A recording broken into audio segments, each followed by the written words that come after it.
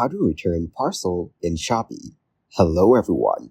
In this video, I will show you how to return a parcel in Shopee.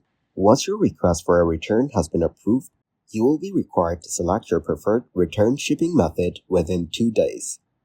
Now, you can return the item or items to the seller within the next 5 days. You can return your parcel easily by dropping it off at any of Shopee free returns logistics partners, which are SPX Express and Parcel.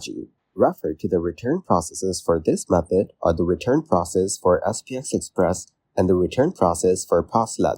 You may choose to return your parcel by arranging a pickup with Flash Express, SPX Express, and J&T Cargo at your desired time and address, free of charge. Refer to the return process for this method and return process for J&T Cargo, the return process for SPX Express, and the return process for Flash Express. You can self-arrange the return shipment of your parcel using traceable mailing options. Thank you guys for watching this video. Hope you got some value.